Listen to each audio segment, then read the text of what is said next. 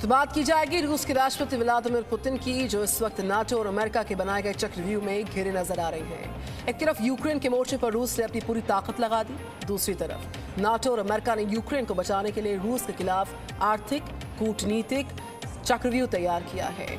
NATO देशों के सर्वोच्च नेताओं ने खुद पुतिन के खिलाफ चक्रव्यूह की प्लानिंग तैयार की, लेकिन पुतिन झुकने को तैयार नहीं।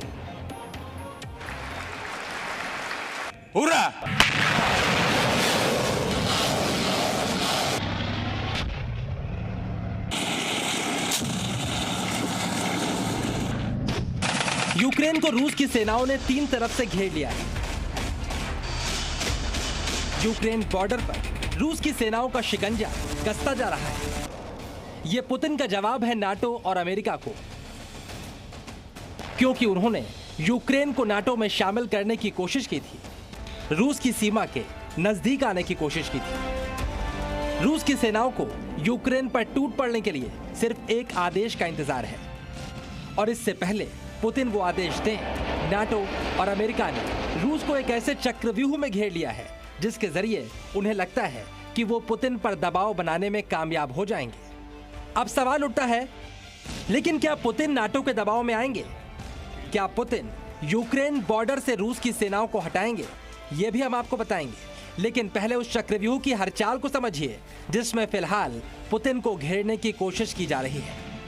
नाटो में शामिल देश और अमेरिका यूरोप में रूस के आसपास मौजूद नाटो देशों में हथियार और सैनिकों की संख्या बढ़ा रहे हैं।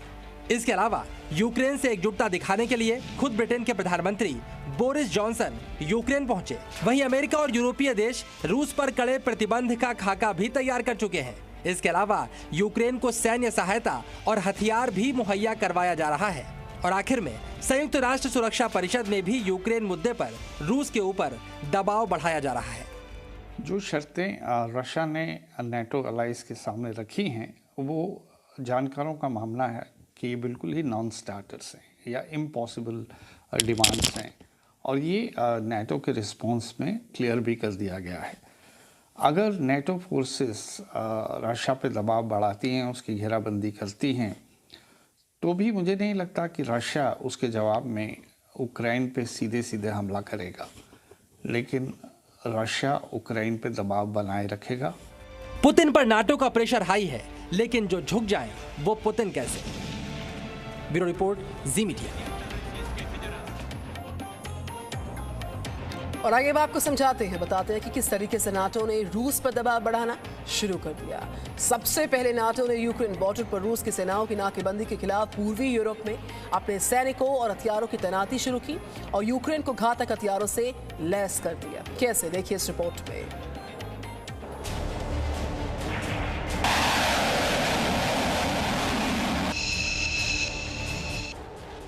ये एस्टोनिया की तस्वीरें हैं, जहां पर अमेरिकी एयरफोर्स के घातक लड़ाकू विमान F-15 लैंड कर रहे हैं।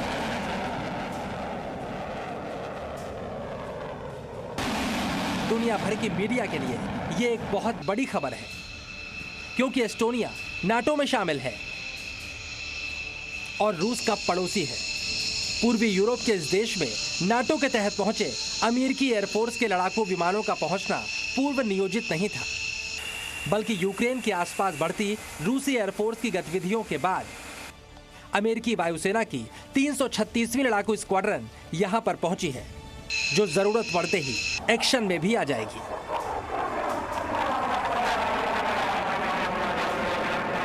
अब आप अमेरिकी वायुसेना के इस अधिकारी की बात को बहुत ध्यान से सुनिए। आप समझ जाएंगे अमेरिका की वायुसेना यहां पर कितने खतरनाक इरादों के साथ पहुंची है। So I can't speculate on the current security situation in Europe, but what I can say is we are committed to NATO security, specifically in the Baltics, via the Enhanced Air Policing mission. अमेरिकी air force का ये दल Belgium और Estonia की सेना को train भी करेगा। चलिए अब आप अमेरिकी एयरफोर्स के अचानक यहाँ पर पहुँचने की वजह भी समझिए। इससे पहले रूस ने अपने सहयोगी देश बेलारूस में अपनी वायुसेना के घातक विमान सुखोई 35 तैनात किए थे। बेलारूस में रूसी एयरफोर्स की तैनाती यूक्रेन के सामने बड़े संकट के तौर पर सामने आई थी। रूस की वायुसेना ने बेलारूस में भीषण युद्धाभ्यास भी किया और यूक्रेन ने इसे हमले की तैयारी की। इसके जवाब में रूस को घेरने के लिए नाटो में ही शामिल देश डेनमार्क ने भी अपने F-16 लड़ाकू विमान रूस से सटे हुए लिथुआनिया में भी भेजे, जो एस्टोनिया से भी जुड़ा हुआ है, साथ ही बेलारूस के भी करीब है। इसके अलावा डेनमार्क के युद्धपोत भी बाल्टिक सागर में पहुंच चुके हैं। यानी पूर्वी यूरोप में रूस के आसपास नाटो के हथियारों का जमावड़ा बढ़ रहा है। अब आप मैप के जरिए इस इलाके की स्थिति को समझिए। ये बेलारूस है, जहां पर रूस की वायुसेना तैनात है, जिसके निशाने पर यूक्रेन कभी भी आ सकता है। वहीं एस्टोनिया में अमेरिका की वायुसेना के घातक लड़ाकू विमान भी पहुंच चुके हैं, जो रूस के संभावित हमले के बाद एक्शन दिखा सकते हैं। वहीं लिथुआनिया में नाटो देश डेनमार्क की वायुसेना मौजूद है, जिसके निशाने पर बेलारूस है। देखिए, हालांकि नाटो अलाइज यूक्रेन की सैन्य क्षमता को बढ़ा रहे हैं, लेकिन पूरी दुनिया इस बात को जानती है कि इस कॉन्टेक्स्ट में यूक्रेन का रशिया के साथ कोई मुकाबला नहीं है। अगर रशिया आज चाहे तो एक लाइटनिंग स्ट्राइक से कीव तक वो पहुंच सकता है। इसके अलावा ब्रिटेन और अमेरिका की सेना के स्पेशल दस्ते भी यूक्रेन में पहुंच चुके हैं, जो यूक्रेन के सैनिकों को अपने भेजे गए हथियारों को चलाने की ट्रेनिंग दे रहे हैं। अमेरिकी सैनिक बंकर बस्टर रॉकेट लॉन्चर की ट्रेनिंग यूक्रेन की सेना को दे रहे हैं। बताया जा रहा है अमेरिका ने पुतिन के नाम वाली मिसाइलें यूक्रेन को सौंपी हैं, जो बेहद खतरनाक है। वहीं बोरिस जॉनसन, जो खुद यूक्रेन पहुंचे, उन्होंने भी यूक्रेन की सेना की तैयारियों की जानकारी दुनिया को दी। The reality that the Ukrainian army will fight, and there are 200,000 men and women under arms in Ukraine. They will put up a very, very fierce and bloody resistance.